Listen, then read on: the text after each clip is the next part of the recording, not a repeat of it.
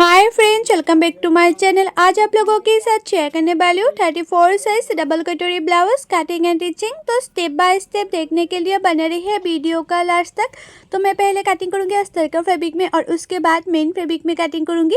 और ये जो अस्तर का फैब्रिक है वो मैंने लिया 80 सेंटीमीटर और 80 सेंटीमीटर अस्तर का फैब्रिक में डबल कटोरी ब्लाउज कटिंग करना हो जाती है। तो अस्तर का फैब्रिक को मैंने 2 फोल्ड करके रखे और यह फुल मेजरमेंट स्किन पे है, आप लोग देख सकती हो। तो मैं पहले कटिंग करूँगी बैक पार्ट और ये जो हमारा ब्लाउज होगा उसके रेडी लेंथ 14 इंच। तो मैंने 1 इंच एक्स्ट्रा लिया सिलाई मार्जिन के लिए, तो टोटल लेंथ लिया मैंने 15 इंच। आप लोगों का लेंथ जितना है इतना लेना और 1 इंच एक्स्ट्रा लेना सिलाई मार्जिन के लिए। और मैंने शोल्डर लिया 5.5 इंच, ये थोड़ा सा डीप नेक पे होगा इसलिए मैंने शोल्डर 5.5 इंच लिया है। आर्म होल भी मैंने 5.5 इंच लिया है और चेस्ट है हमारा 34 इंच। 34 को 4 से डिवाइड करने से होता है 8.5 इंच और एक्स्ट्रा ले लूँगी 2 इंच। कभी भी छोटा पड़ गया तो साइड से खुल के बड़ा भी कर सकती हूँ, इसलिए मैं हर साइज़ में एक्स्ट्रा 2 इंच ले लेती हूँ। और आर्म होल की गुलाई का शेप देने के लिए बैक पार्ट में मैंने 1.5 इंच ले लूँगी और जितना मैंने आर्म होल लिया है आर्म होल का हाफ करते गुलाई का शेप दे दूँगी। और नेक विथ ले लूँगी 2.5 इंच। नेक का जो चौड़ा है वो मैंने लिया 2.5 इंच और बैक नेक का जो डीप है वो मैंने लिया 10 इंच। आप लोगों को बैक नेक का डीप जितना चाहिए इतना ले सकती है या बैक साइड में कोई भी डिज़ाइन बना सकती है। तो मैंने बैक साइड में सिंपल गुलाई का शेप दिया है, कोई डिज़ाइन नहीं बनाया है। तो मेरा ये जो बैक पार्ट है वो मार्किंग करने कंप्लीट हो गए। अभी इसको मैं कटिंग कर लूँगी और मैं आप लोगों को जैसे दिखा रही हूँ कटिंग एंड टिचिंग करना, आप लोग वैसे कटिंग एंड टिचिंग करेंगे तो आप लोगों का जो ब्लाउज है वो 100% नहीं 1000% गारंटी के साथ बोल रही हूँ, फिनिशिंग के साथ फिटिंग होगा। तो देखो मेरा जो बैक पार्ट है वो तो कटिंग करने कंप्लीट हो गए। अभी मैं फ्रंट पार्ट कटिंग करूँगी। तो फ्रंट पार्ट के लिए जो फैब्रिक है वो मैंने 2 फोल्ड किया है और फ्रंट पार्ट में आप लोग हमेशा नीचे की साइड से 1 इंच एक्स्ट्रा लेना, क्योंकि फ्रंट पार्ट में नीचे की साइड में जो बेल्ट होता है बेल्ट को फोल्ड करने के लिए हमें 1 इंच एक्स्ट्रा चाहिए, इसलिए मैं कटिंग करते टाइम 1 इंच एक्स्ट्रा ले लेती हूँ। और उसके बाद जैसे मैंने बैक पार्ट कटिंग किया है वैसे मैंने फ्रंट पार्ट के लिए चारों ओर मार्किंग कर दिया है और फ्रंट साइड के जो आर्म होल के गुलाई का शेप है वो 1/2 इंच अंदर रखकर और एक शेप दे दिया है। और बेल्ट के लिए मैंने नीचे की साइड से 1 इंच को छोड़कर उसके बाद 3 इंच पर एक मार्किंग किया है बेल्ट के लिए। और फ्रंट साइड के जो नेक डीप है वो मैं ले लूँगी 6.5 इंच। फ्रंट साइड के नेक डीप मैंने 6.5 इंच लिया है और फ्रंट साइड में सिंपल गुलाई का शेप दे दिया है। आप लोग ना नेक का चौड़ाई थोड़ा सा ज़्यादा पहनना पसंद करते हैं तो ले सकते हैं नीचे की साइड में नेक का चौड़ाई, तो मैंने मीडियम ही रखे हैं। और कटोरी के लिए मैंने लिया है 5.5 इंच और जहाँ मैंने आर्म होल का गुलाई का शेप दिया है वहाँ साइड से लिया मैंने 2.5 इंच और जितना मैंने नेक डीप लिया फ्रंट साइड में उससे 1 इंच ऊपर एक मार्किंग कर दिया है। अभी तीनों मार्किंग को मिला के कटोरी के शेप दे दिया है और कटोरी के लिए मैंने जितना लिया है उससे हाफ करते एक मार्किंग कर दिया है और उसी मार्किंग की लंबाई लिए मैंने 2.5 इंच और साइड से ले लूँगी 3 इंच 3 इंच, यह साइड से भी 3 इंच और वहाँ साइड से भी मैंने 3 इंच ले लिया है। अभी तीनों मार्किंग को मैं इस तरह से मिला दूँगी और बेल्ट का शेप देने के लिए मैंने 1/2 इंच ऊपर और एक मार्किंग कर दूँगी बेल्ट का शेप देने के लिए। तो देखो मेरा ये जो फ्रंट पार्ट है वो मार्किंग करने कंप्लीट हो गए। अभी इसको मैं कटिंग कर लूँगी। जैसे जैसे मैंने मार्किंग किया ना वैसे वैसे मैं कटिंग कर रही हूँ। और ये ना डबल कटोरी होगा इसलिए मैंने कटोरी की मिडिल में इस तरह से मार्किंग किया है। अगर सिंगल कटोरी होता तो इस तरह से मार्किंग करना नहीं पड़ता। सिंगल कटोरी को साइड से बड़ा करने से हो जाती है। ये डबल कटोरी है इसलिए मैंने कटोरी की मिडिल में कट कर लिया है। तो ये जो हमारा कटोरी की मिडिल में काट किया है ना वो कटोरी के पार्ट का हमें बड़ा करना चाहिए। तो मैं सबसे पहले ये फर्स्ट कटोरी बड़ा करूँगी और ये जो फर्स्ट कटोरी जैसा शेप है ना वैसे मैं इसको चारों ओर मार्किंग कर दिया, उसी की शेप से अभी मैं बड़ा करूँगी। तो बहुत लोग ना ये कटोरी अच्छी तरह से बड़ा नहीं कर पाती है, तो मैं जैसे दिखा रही हूँ आप लोग वैसे बड़ा करेंगे तो परफेक्ट होगा। तो देखो कटोरी को मैंने नीचे की साइड से 1 इंच बड़ा कर रही हूँ और ऊपर की साइड से मैं 1/2 इंच बड़ा करूँगी जो सिलाई मार्जिन में जाएगा ना इसलिए। उसके बाद जैसे हमारा कटोरी है ना कटोरी का शेप है वैसे मैंने कटोरी का शेप दे दूँगी और कटोरी को मैं नीचे की साइड से 1/2 इंच बड़ा कर लूँगी। ये साइड से भी मैंने 1/2 इंच बड़ा किया और ये साइड से भी मैं 1/2 इंच बड़ा कर लूँगी। तो 1/2 इंच मैंने बड़ा कर लिया और उसका शेप दे दिया है। तो देखो मैंने परफेक्ट शेप दे दिया है। अभी उसको मैं कटिंग कर लूँगी और आप लोग ना कटिंग अच्छी तरह से करेंगे तो टिचिंग भी अच्छी होगा और टिचिंग अच्छी होगा तो ब्लाउज़ का परफेक्ट फिटिंग फिनिशिंग बहुत ही अच्छा आएगा। तो आप लोग हमेशा ट्राई करना कटिंग अच्छी तरह से करने के लिए। तो देखो ये जो हमारा फर्स्ट कटोरी है वो तो कटिंग करने कंप्लीट हो गए है। अभी मैं सेकंड कटोरी कटिंग करूँगी। तो फर्स्ट कटोरी से मेजरमेंट लेके मैं सेकंड कटोरी कटिंग करूँगी। तो मैंने इसी तरह से मेजरमेंट लिया है। तो मेजरमेंट में आए हैं 7.5 इंच और सेकंड कटोरी के लिए चौड़ाई में ले लिया 7.5 इंच और उसका जो लंबाई है वो मैंने लिया 4 इंच। तो मैंने इस तरह से 4 इंच ले लिया है और जितना मैंने लंबाई लिया है ना 4 इंच, उससे 1 इंच नीचे इस तरह से मार्किंग कर दिया दोनों साइड में। और नीचे की साइड से मैंने ½ इंच ऊपर एक मार्किंग कर दिया है और नीचे का जो साइड है ना वो होगा बेल्ट का साइड, मतलब बेल्ट का पार्ट ज्वाइन कर लिया और ऊपर का जो साइड है वो तो इस तरह से कटोरी का पार्ट होगा। तो देखो सेकंड कटोरी के लिए भी मैंने इस तरह से शेप दे दिया है। इस तरह से शेप देने से ना परफेक्ट शेप आती है। तो मेरा ये जो कटोरी है वो कटिंग के लिए कंप्लीट हो गया है। तो देखो कटिंग करने के बाद आप लोग ने इस तरह से चेक कर लेना कि उसका जो शेप है वो परफेक्ट आया कि नहीं। तो देखो कितना परफेक्ट आया शेप। तो मेरा फ्रंट पार्ट भी कटिंग करने कंप्लीट हो गया है। अभी मैं स्लीव कटिंग करूँगी। तो स्लीव के लिए जो हमारा ब्लाउज का बैक पार्ट है, बैक पार्ट से आर्म होल की साइड से मैंने मेजरमेंट ले लिया है। तो ऊपर से मैंने ½ इंच छोड़ते हुए मेजरमेंट लिया है, क्योंकि ऊपर ½ इंच शोल्डर सिलाई में जाएगा इसलिए।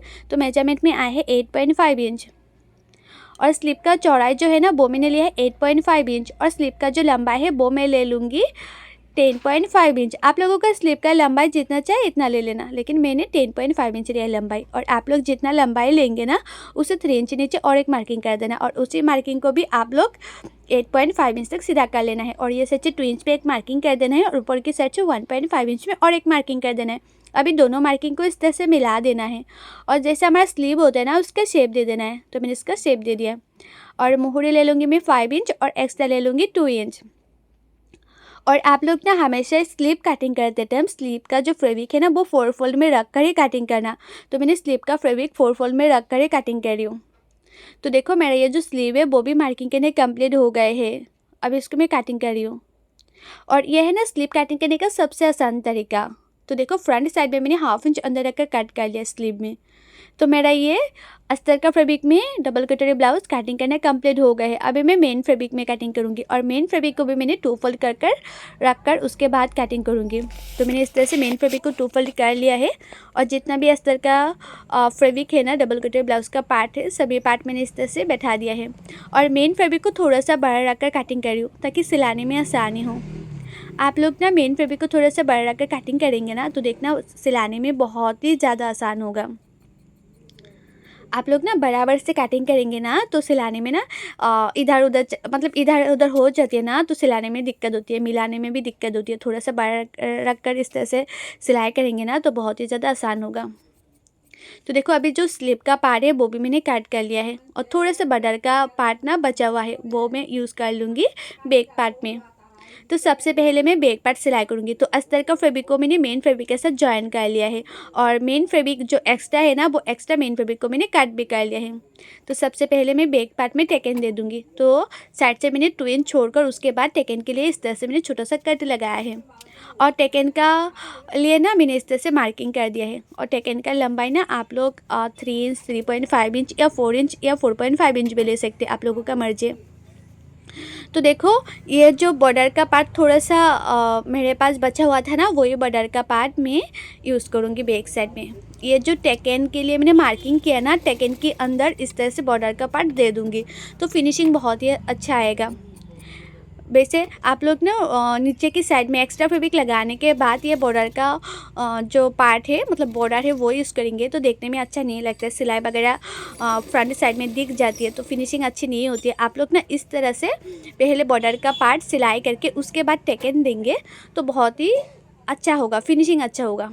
तो देखो जो बॉर्डर लगाया है ना उसी के ऊपर में टेकन दे दूँगी। तो देखो इस तरह से मैंने टेकन दे दिया है और ये बॉर्डर लगाने के बाद कितना फिनिशिंग से दिख रही है ना, फिनिशिंग बहुत ही अच्छा लग रहा है देखने में। और टेकन का जो चौड़ाई है वो आप लोग ना ½ इंच लेंगे तो हो जाएगा। ½ इंच 1 इंच या 1 इंच थोड़ा सा कम भी ले सकते हैं। टेकन का चौड़ाई ज़्यादा नहीं लेंगे तो भी हो जाएगा। तो देखो हमारा ये बॉर्डर का पार्ट लगाना कंप्लीट हो गया है। उसके बाद ना आप लोग इस तरह से चेक कर लेना।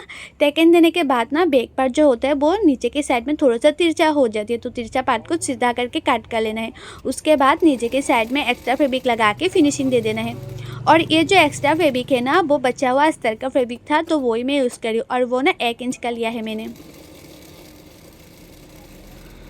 तो देखो किनारे किनारे पे एक सिलाई कर दिया। अभी उसको पीछे की तरफ फोल्ड करके मैं सिलाई कर दूँगी। और मैं ना जो हमारा बैक पार्ट का नेक है नेक में मैं पाइपिंग लगाऊंगी। तो फ्रंट पार्ट और बैक पार्ट दोनों पार्ट में एक साथ पाइपिंग लगाऊंगी। तो देखो लगभग हमारा बैक पार्ट हो ही गया है। बाद में बैक पार्ट और फ्रंट पार्ट दोनों पार्ट में मैं पाइपिंग लगा दूंगी। तभी मैं फ्रंट पार्ट सिलाई करूँगी। तो फ्रंट पार्ट में सबसे पहले ये जो कटोरी का पार्ट होता है वो सिलाई करना पड़ता है। तो एक के ऊपर एक कटोरी को मैंने रखा है, उसके बाद किनारे किनारे पे मैंने एक सिलाई कर दिया। सिर्फ किनारे किनारे पे सिलाई किया, अभी मिडिल में सिलाई नहीं किया है।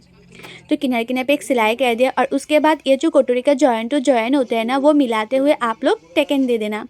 और टेकन का जो चौड़ाई है ना, वो आप लोग 1/2 इंच से भी कम लेना, क्योंकि इसमें ऑलरेडी कटोरी का शेप आ ही जाती है। तो टेकन का चौड़ाई ज़्यादा देना नहीं पड़ती है, थोड़ा सा मतलब 1/2 इंच से कम चौड़ाई लेके ना टेकन देंगे तो परफेक्ट होता है। और उसके बाद आप लोग 1/2 इंच मार्जिन रखकर और एक सिलाई कर देना। तो देखो पहले तो मैंने सिर्फ किनारे किनारे पे सिलाई किया था, टेकन देने के बाद में 1/2 इंच मार्जिन रखकर और एक सिलाई कर दिया। तो देखो कटोरी का जो शेप होता है ना, वो परफेक्ट होता है। तो देखो कितना अच्छी तरह से आया है कटोरी का शेप। तो दूसरा कटोरी को भी मैं इसी तरह से सिलाई कर लिया है। अभी कटोरी के साथ जो 3 नंबर पार्ट है वो मैं जॉइन करी हूँ। उससे मतलब ये जो 3 नंबर पार्ट है, बहुत लोग उसी पार्ट को एस पट्टी भी बोलता है। तो देखो वो पट्टी में लगा रही हूँ। तो आप लोग ना जब भी कटोरी के साथ 3 नंबर पार्ट ज्वाइन करेंगे, दोनों पार्टों को हल्के हल्के हाथों से मिलाते जाना है और 1/2 इंच मार्जिन रखकर सिलाते जाना है। ज़्यादा पार्ट को खींचना नहीं है, ज़्यादा खींचेंगे तो ये जो पार्ट होता है ना, वो छोटा बड़ा हो जाती है, तो सिलाने में और भी दिक्कत होती है। तो देखो कितना आसान तरीके से मैंने इस तरह से ज्वाइन कर लिया है। अभी ना दूसरा नंबर जो पार्ट है, वो पार्ट में भी मैं इस तरह से जो 3 नंबर पार्ट है वो मैंने ज्वाइन कर लिया है। अभी मैं बेल्ट का जो पार्ट है वो ज्वाइन करूँगी। तो बेल्ट का पार्ट को इस तरह से कटोरी के ऊपर रखना है और 1/2 इंच मार्जिन रखकर या 1/2 इंच से थोड़ा सा कम मार्जिन रखकर बेल्ट का पार्ट भी सिलाई कर लेना है। तो मैंने 1/2 इंच या 1/2 इंच मार्जिन से कम भी आप लोग इस तरह से सिलाई कर सकते हैं, मतलब बेल्ट सिलाई कर सकते हैं। तो बेल्ट के किनारे किनारे पे एक सिलाई कर दिया, उसके साथ साथ मैंने और एक सिलाई कर दिया, तो फिनिशिंग बहुत ही अच्छी आती है। तो दूसरा पार्टों में भी मैं इसी तरह से बेल्ट सिलाई कर लूँगी। तो हो गए हैं। और देखो बेल्ट का और कटोरी का जॉइंट टू जॉइंट कितना मैचिंग कर रही है। आप लोग ने इस तरह से चेक करके उसके बाद सिलाई करना, ताकि एक कटोरी बड़ा दूसरा कटोरी छोटा ना हो। तो देखो अभी मैं बैक पार्ट से फ्रंट पार्ट का जो लंबाई है वो मैं चेक कर लूँगी, ताकि एक पार्ट बड़ा मतलब फ्रंट पार्ट बड़ा बैक पार्ट छोटा ना हो, दोनों पार्ट बराबर से हो। तो मैंने इस तरह से चेक करके फ्रंट पार्ट का जो लंबाई है वो मैंने इस तरह से फोल्ड कर लिया है। अभी मैं फ्रंट पार्ट में इस तरह से पीछे की तरफ फोल्ड करके सिलाई कर लूँगी। और मैंने ना जब कटिंग किया था तब फ्रंट पार्ट में 1 इंच एक्स्ट्रा लिया था, जो नीचे के साइड में फोल्ड करने के लिए। आप लोग नहीं लेंगे तो एक्स्ट्रा फैब्रिक लगाना पड़ेगा। मैंने लिया था तो इसलिए एक्स्ट्रा फैब्रिक लगाना नहीं पड़ती है, जितना बचा हुआ होता है ना वही फैब्रिक को आप लोग ना पीछे की तरफ फोल्ड करके सिलाई करने से हो जाती है, कम टाइम में हो जाती है। तो देखो एक पार्ट से मैंने इस तरह से मेजरमेंट लेके दूसरा पार्ट में भी मैं इसी तरह से फोल्ड करके सिलाई कर लूँगी। इसी तरह से फोल्ड करके सिलाई कर लूँगी। तो देखो दोनों पार्ट बराबर से हो गए हैं। अभी मैं हुक पट्टी लगाऊंगी। इस तरह से चेक करो आप लोग, देखो बराबर से हुआ है। अभी मैं हुक पट्टी लगाऊंगी। तो सबसे पहले मैं राइट साइड में हुक पट्टी लगाऊंगी। और राइट साइड का जो हुक पट्टी का चौड़ाई है ना, वो आप लोग 2 इंच लेंगे तो हो जाएगा, परफेक्ट होगा। और राइट साइड में आप लोग हुक पट्टी लगाते टाइम ये जो हमारा कटोरी होता है, कटोरी के फ्रंट साइड में एक छोटा सा प्लेट ज़रूर डालना। तो देखना फिनिशिंग बहुत ही अच्छी आती है। आप लोग ने डबल कटोरी ब्लाउज सिलाने के टाइम में छोटा छोटा बात ध्यान में रखकर उसके बाद सिलाना चाहिए। मतलब कटिंग भी छोटा छोटा बात ध्यान में रखकर कटिंग करना चाहिए और सिलाना भी, तो ही जाके ब्लाउज़ परफेक्ट होता है। और देखो मैंने इस तरह से छोटा सा एक प्लेट डाल के ना एक सिलाई कर दिया था। उसके बाद उसके ऊपर जो मैंने हुक पट्टी के लिए सिलाई किया ना, वो हुक पट्टी के ऊपर और एक सिलाई कर दी है। अभी उसको पीछे की तरफ फोल्ड करके सिलाई कर दूंगी। तो ये जो हमारा हुक पट्टी है ना, राइट साइड में फिनिशिंग से रेडी हो जाएगा। और मैं ना आप लोगों को जैसे दिखा रही हूँ ना हुक पट्टी लगाना, आप लोग वैसे ही लगाएंगे तो फ्रंट साइड में फिनिशिंग बहुत ही अच्छा आती है। तो बहुत लोग ना हुक पट्टी अच्छी तरह से नहीं लगा पाती है। फ्रंट साइड में हुक पट्टी अच्छी तरह से नहीं लगाएंगे तो फुला फुला सा होगा, फिनिशिंग अच्छा नहीं होगा और फिटिंग्स भी अच्छा नहीं होगा। तो देखो राइट साइड में हुक पट्टी लगाना हमारा कंप्लीट हो गए है और फिनिशिंग कितना अच्छे से आया है, आप लोग खुद ही देखो। अभी मैं लेफ़्ट साइड में भी हुक पट्टी लगा दूंगी। और लेफ़्ट साइड का जो हुक पट्टी का चौड़ाई है ना, वो आप लोग 3.5 इंच या 4 इंच लेंगे तो परफेक्ट होती है हुक पट्टी का चौड़ाई। और आप लोग ना इस तरह से सीधा करके लगाना। जैसे राइट साइड में छोटा सा प्लेट डालना पड़ता है ना, तो वैसे लेफ़्ट साइड में छोटा सा प्लेट डालना नहीं पड़ता है। सिंपल सीधा करके आप लोग लगा सकती हैं, बहुत ही आसान है। तो देखो मैंने किस तरह से लगाया है, इसी तरह से आप लोग भी लगाना। और मेरे यूट्यूब चैनल पर हर साइज़ के blouse cutting and teaching already upload है, आप लोग नहीं देखे तो जाके ज़रूर दिखेगा। और कटिंग एंड टिचिंग सीखने के लिए मेरे यूट्यूब चैनल को सब्सक्राइब भी कर दीजिएगा। और जो लोग मेरे पेज में देख रहे हैं वीडियो, वो लोग मेरे फेसबुक पेज को फॉलो कर देना कटिंग एंड टिचिंग सीखने के लिए। तो देखो फ्रंट साइड में भी मैंने इस तरह से सिलाई कर रही हूँ हुक पट्टी में।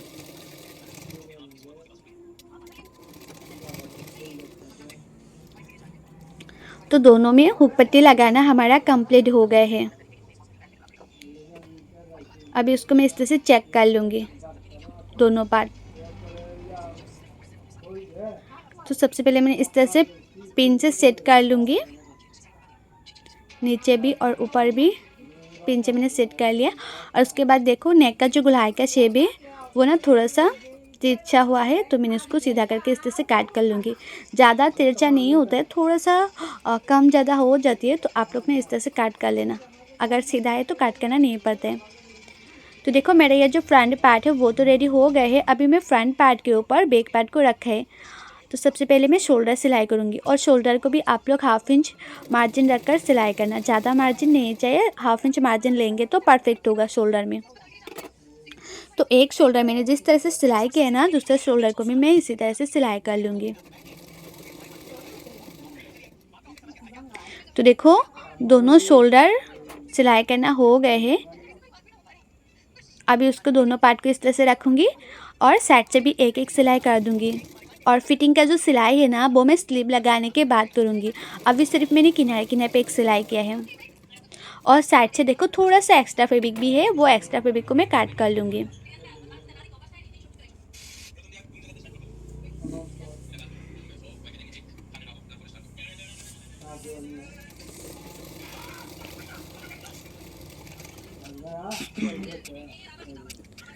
तो देखो साइड से मैंने थोड़ा सा एक्स्ट्रा फैब्रिक में काट कर लूँगी इस तरह से।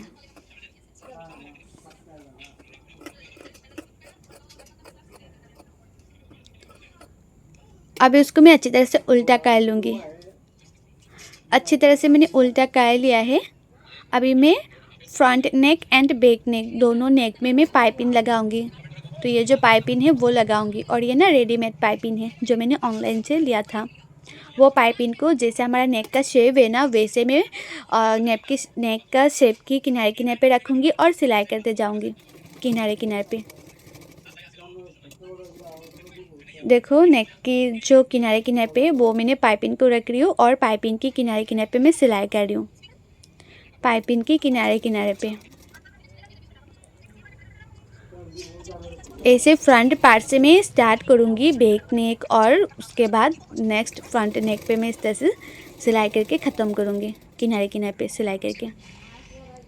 और जो लोगों को ना कटिंग करने में दिक्कत होती है, कटिंग करना अच्छी तरह से नहीं आती है, परफेक्ट फिटिंग नहीं होती है, वो लोग चाहे तो पेपर फॉर्मा भी ऑर्डर कर सकती है। मैं खुद कटिंग करके देती हूँ पेपर फॉर्मा।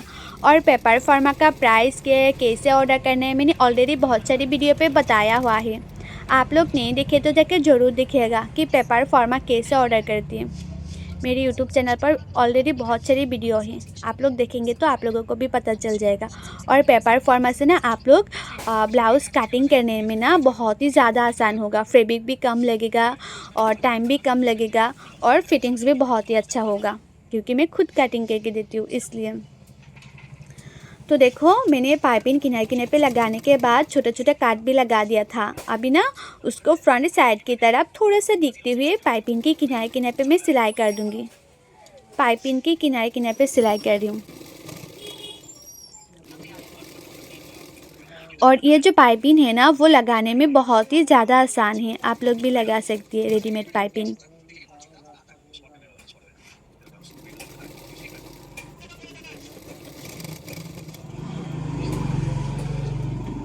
तो देखो मैंने इस तरह से सिलाई कर लिया है। अभी जो पाइपिंग है पाइपिंग की दूसरा साइड में और एक सिलाई कर दूंगी। तो दूसरा साइड में मैंने इस तरह से सिलाई कर लिया है।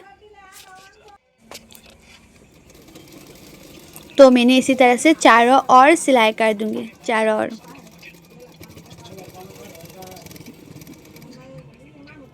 तो हमारा पाइपिंग लगाना कंप्लीट हो गए हैं। Front part and back part दोनों पार्टों में मैंने पाइपिंग लगा दिया है। तो देखो मैंने इस तरह से पिन एक लगा दूंगी और हुक जो है ना वो मैं बाद में लगाऊंगी। हुक अभी हुक नहीं लगाऊंगी, स्लीव लगाने के बाद लगाऊंगी। तो अभी मैं स्लीव लगाऊंगी और ये देखो बैक पार्ट है कितना फिनिशिंग से हुआ है। और स्लीव लगाने से पहले ना आप लोग चेक कर लेना कि फ्रंट साइड में हाफ इंच अंदर रखकर काट है कि नहीं। स्लीव में भी फ्रंट साइड में हाफ इंच अंदर रखकर काट होना चाहिए और ब्लाउज़ में भी फ्रंट साइड में हाफ इंच अंदर रखकर काट होना चाहिए। तभी आप लोगों का ब्लाउज़ में कभी झूल नहीं आएगा, परफेक्ट फिटिंग होगा। बहुत लोग बोलते हैं ना कि फ्रंट साइड में झूल आ जाती है, आर्म होल के साइड में झूल आ जाती है। तो आप लोग ना हमेशा ही स्लीव में भी फ्रंट साइड में हाफ इंच अंदर रखकर काट करना और ब्लाउज़ में भी, तो देखना कभी भी झूल नहीं आएगा, फिटिंग्स बहुत ही अच्छा होगा। और हाफ इंच मार्जिन रखकर स्लीव को भी जॉइन कर लेना। और आप लोग ना हमेशा इस जो स्लीव होता है, स्लीव और जो शोल्डर होता है, शोल्डर की मिडिल से स्लीव को लगाना। तो एक साइड में स्लीव छोटा, दूसरे साइड में स्लीव बड़ा नहीं होगा, दोनों साइड में स्लीव बराबर से होगा। तो मैंने एक स्लीव जिस तरह से लगाया है ना हाफ इंच मार्जिन रखकर, दूसरा स्लीव को भी मैं इसी तरह से लगा दूँगी। सबसे पहले मैं स्लीव को रखूँगी और स्लीव का जो मिडिल है, स्लीव का मिडिल और जो हमारा शोल्डर होता है, शोल्डर के मिडिल से स्लीव को लगाऊंगी।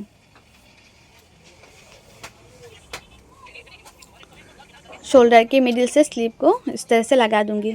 तो मैंने दोनों स्लीव लगा दिया है, दोनों स्लीव लगाना कंप्लीट हो गया। अभी उसको मैं अच्छी तरह से उल्टा कर लूँगी।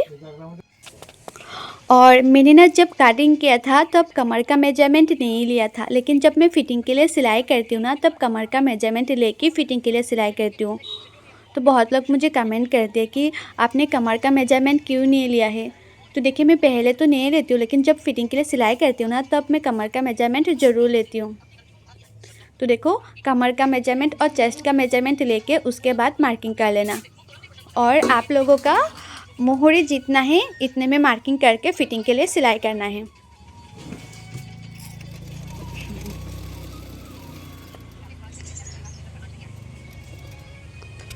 तो देखो अभी मैं फ़िटिंग के लिए सिलाई कर रही हूँ।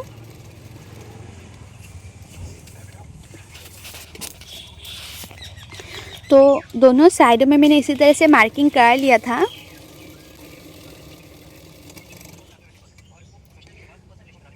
तो हमारा फ़िटिंग के लिए सिलाई करना कंप्लीट हो गया है और साइड में थोड़ा सा एक्स्ट्रा फैब्रिक है वो मैंने इस तरह से काट कर लिया है दोनों साइडों से। और साइड में जो एक्स्ट्रा फैब्रिक है ना वो एक्स्ट्रा फैब्रिक को ना मैं अंदर की तरफ फोल्ड करके सिलाई कर दूँगी ताकि एक्स्ट्रा धागा निकल के ना आए, इसलिए। तो मैंने बाद में कर लिया था, एक्स्ट्रा जो धागा है वो मैंने अंदर की तरफ फोल्ड करके सिलाई कर लिया था। तो देखो ये जो हमारा ब्लाउज़ है वो लगभग कंप्लीट हो ही गया है और ये है ब्लाउज़ का हमारा फाइनल लुक। आप लोग खुद ही देख सकते हो फ्रंट साइड में फिनिशिंग कितना अच्छी तरह से आया है। और आप लोगों को मेरा ये ब्लाउज़ कटिंग एंड स्टिचिंग कैसा लगे कमेंट करके ज़रूर बताना। और अच्छा लगा तो लाइक करना, शेयर करना एंड मेरे यूट्यूब चैनल को सब्सक्राइब भी कर देना। और जो लोग मेरे पेज में देख रहे हैं वीडियो वो लोग मेरे फेसबुक पेज को फॉलो कर देना। सो बाय, थैंक्स फॉर वॉचिंग, मिलते हैं नेक्स्ट वीडियो।